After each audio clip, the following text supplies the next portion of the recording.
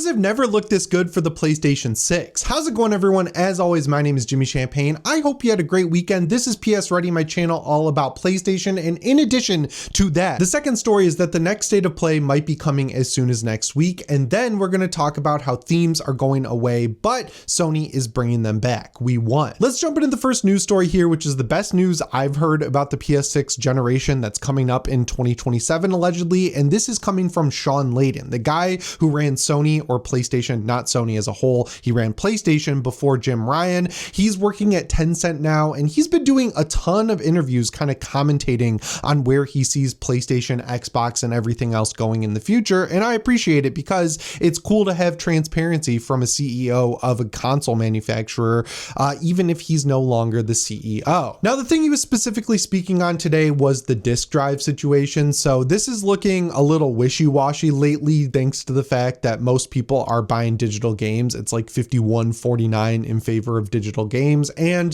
the whole situation with the PS5 Pro where you cannot buy that console with a disk drive. You have to buy a digital model, and then if you want a disk drive, like you actually have some PS5 discs or you have PS4 discs you still want to play, you got to buy a disk drive from Sony or Amazon or wherever else for $80. Now, part of the reason for that is because the console is expensive. It's $700 for the digital model, so they probably didn't want to have an $800 model on shelves because that is exorbitantly expensive for something that the entire point of a console versus a PC is that it's cheap and gets good performance. And another reason for that is they just want to test the waters and see how big the backlash will be from people not having a disk drive. And unfortunately for physical gamers like us, it looks like the backlash isn't really there. Like, the hardcore enthusiasts like me are obviously complaining about it, but the people who bought the PlayStation 5 Pro, I really haven't seen much bitching at all online about not having a disk drive or being forced to buy one on the side if you want to take advantage of it. So that's why I was really surprised to hear or read, I guess, in the interview that Shawn Layden thinks that the PS6 generation will definitely include a disk drive, but when you read into it, the reasoning makes sense. So if you look at Xbox, their whole business model is built on the United States mainly, and I guess some South American territories and Europe, where everyone has good internet connections. They have the ability to buy digital games. The vast majority of the sales on the Xbox platform are digital because, I mean, they also have the PC side of Xbox where if you have Game Pass, you can use the Xbox app on PC and download all of your games. You can't even buy physical games for PC anymore. So Xbox's whole business strategy is mostly digital, but PlayStation, they're the global leader in terms of consoles. The fact of the matter is you're just going to buy a PlayStation 5, and in a lot of the territories they sell their games in, there still is a sizable chunk that buys all of their games physically because internet connections and infrastructure just aren't good enough to be downloading hundreds of gigabytes of games onto your console, so people just buy physical games. Now, that is working in our favor because unless internet infrastructure in those territories increases like 10 to 20 fold over the next few years or so, like the next 2 years, they're going to need to at least have an option for those people to play disc-based games, and that means that the PS6 will probably include a disc drive. It is kind of a bummer because it's sort of like a technicality reason to have the disc drive in the first place, but it is weird considering that the whole focus of PlayStation going forward is giving you the ability to play the games you already own for multiple generations. Like the next console, the PlayStation 6, it's going to have the capability to play games from the PS4, and the big problem is while in the PS5 generation, it's a 50-50 split between people buying physical games and digital games. In the PS4 generation, I think it was the vast majority of people buying disc-based games for at least the first 75% of the generation, right? Like 2020 happened, people got stuck inside, they didn't want to wait for shipping times, they got used to downloading their games digitally, and they liked it enough to just keep doing it when things opened back up again and they had the ability again to just walk into Target and buy a disc-based game, but they just kept buying digital games. I think the problem Sony is going to have to address in this scenario is that while they are definitely going to market the PS6 as a console that can play 3 generations worth of games and play them effectively and really well, they're going to have to give people some way to upgrade their disc copies to digital versions if they want to get to a future where they don't have a disc drive, right? Like if I have hundreds of PS4 games and then I have a console that doesn't have a disc drive, I can't play those games anymore. Sony just needs to figure out a way to let me transfer those to digital games, because asking people to buy these games again when the prices can be whatever they want because there's only one storefront where you can buy these games, the PlayStation Store, that's just not going to work for most people, and they're going to see less engagement across the board because the more games that are playable on the console, the more people are going to be on that console. It just makes sense. It's simple math. Now, outside of the fact that half of the gamers on the PlayStation console ecosystem are already digital, I think the reason Sony wants to push that so hard is because if they get to that point where they don't have a disc drive in their console, of course, the only way you can play games on that console is to use the store that's available, which is not going to be Steam. It's not going to be the Xbox store. It's not going to be the Nintendo store. It's just going to be the PlayStation store, right? Like, Sony doesn't even sell digital codes for their games anymore. You have to buy currency for the PlayStation store and then spend that currency on the PlayStation store. If they're running the only storefront that's available on their machine, that not only means they get 100% of first party sales on their console, but 30% of third party sales. And if they remove the middleman of Target and Best Buy and everywhere else, they don't have to give them a cut on either purchase that you make on the storefront, whether it's first party or third party. So I don't really know what their strategy is, with the goal in mind being getting things to be all digital, because they could invest a bunch of money into getting the internet infrastructure built up in these territories where they are dominant, but people still need disc-based games, and that would help in the long term, obviously, but they're not going to do that because they're just a company. They're not like a government entity. Or they could just give in to the status quo and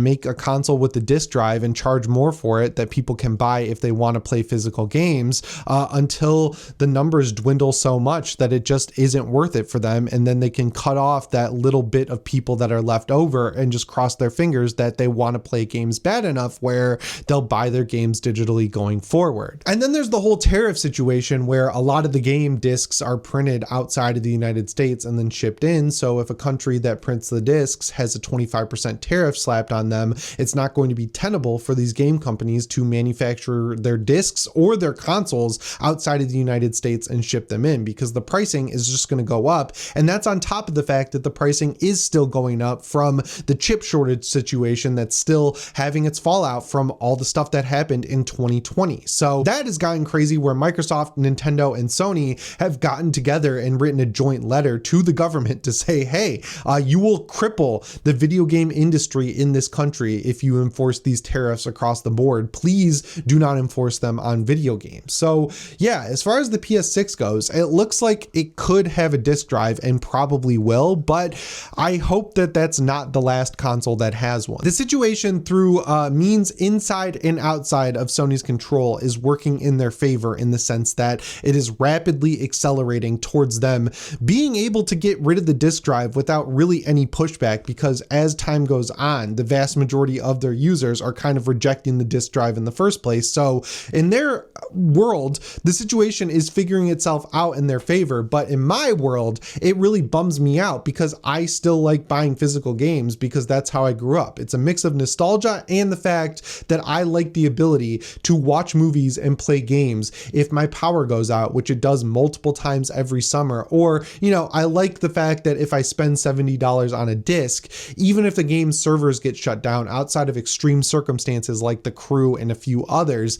I'll be able to play that game going into the future, and I won't have to just wait for Sony to inevitably and eventually remaster or remake it to be able to play that game on future consoles. I mean, the whole point going forward is to have people stay in ecosystems, and the best way to do that for me is to let me play the games I own on disc on any PlayStation console going forward, because I hate double dipping. I'll do it with games that I originally bought digitally when I see the physical copies come down in price enough, but it doesn't work in the reverse. I'm not going to rebuy physical games digitally that I don't already own, because I don't own those games. I own them less than I own the physical games, which I already own the physical games not that much. But speaking of physical games, that brings me to the next news story here, which is, when is the next state of play? We need one. It's been since September since we saw the last one, where I think Ghost of Yotei was announced. It was a pretty solid state of play, but if they're not going to do showcases, they got to increase the cadence of these state of plays, and it looks like one is right around the corner, if Nate the Hate is to be believed. So this guy,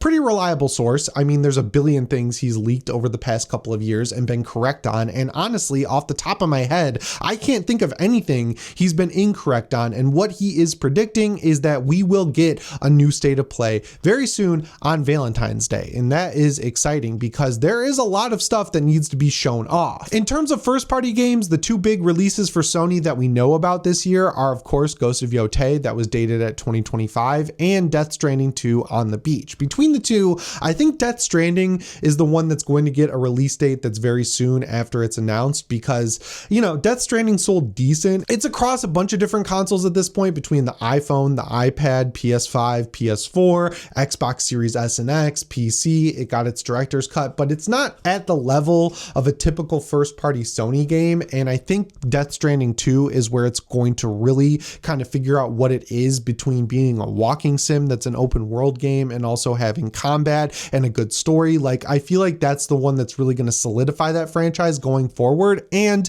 it's been announced a lot longer than Ghost of Yotei, and it's been in development since 2019. So I feel like between the two, that one is more likely to get an actual release date, whereas Ghost of Yotei will probably just get some more gameplay and maybe a release window like fall of 2025. On top of that, I think they'll show us more Monster Hunter Wilds because that comes out very soon, and hopefully Capcom also announces Resident Evil 9. They have announced Resident Evil games at the State of Plays in the past, which is interesting and cool. We need to know what's going on with Resident Evil 9 because up until now we've had a new Resident Evil game every single year and there hasn't been one in a long time, and I'm getting Resident Evil sadness where I want a new Resident Evil game, so please show off Resident Evil 9. Another game that I think will probably show up there is the new Battlefield game because, you know, Xbox owns Call of Duty now. That's the biggest military shooter. The only thing that really competes with it at any level is Battlefield. So if Sony's losing the marketing rights for Call of Duty because Xbox owns it, they can kind of fill in that slot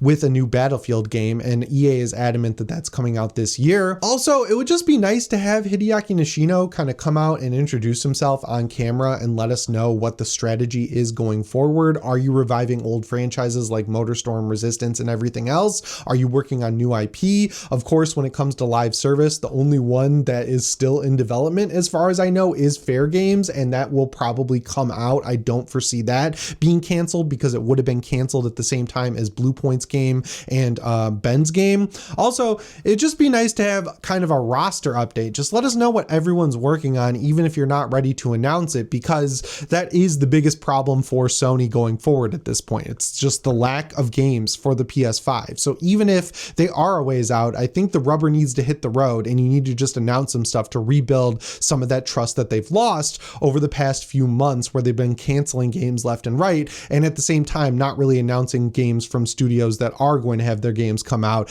It just needs to be kind of reorganized and re-solidified in the eyes of PlayStation fans, which is me and most likely you if you're watching this channel. And finally, that brings me to the third story of this video, which is the situation with the 30th anniversary theme. So Sony announced when they came out that these would be limited time, and that bummed a lot of people out because as far as themes go, they're really good. I mean, if you're a nostalgic PS gamer like I am, who's had every console since the PS1, you know, it's cool to be able to switch your console's theme between the PS1, 2, and 3, and even 4 whenever you want to. And a lot of people were requesting that Sony doesn't take these away. Now, unfortunately, by the time you're seeing this video, the themes are gone. They removed them on January 31st, but what they did announce at the same time is that they will return. I was thinking about this, like, why would they even take them away if they're planning on bringing them back? But then it was a pretty quick realization that they just need to remove the 30th anniversary branding from it because we're in 2025 and we are no longer in the 30th anniversary of PlayStation. So I don't think it'll be that long before we see them come back. I feel like they're just going to kind of strip them out, take out that 30th anniversary branding, and then throw them back in. And maybe they'll even improve them a little bit, like add in some visual flair, like background videos to match the background of the PS3. Maybe they'll add in the spinning, rotating orb cube thing from the PS2. Like, hopefully they take the time between them going away and coming back to actually punch them up and turn them into real console themes that match the consoles that they're calling back to. But yeah, that brings me to the end of the video. Just want to give a quick shout out to Chris. He's a longtime viewer of the channel, someone I've become friends with. He just had a baby and apparently everything went great and the baby is healthy. So congrats to him. Make sure you say congrats, Chris, in the comments. As always, guys, my name is Jimmy Champagne. I'll see you in the next one. Thanks for watching and shape on.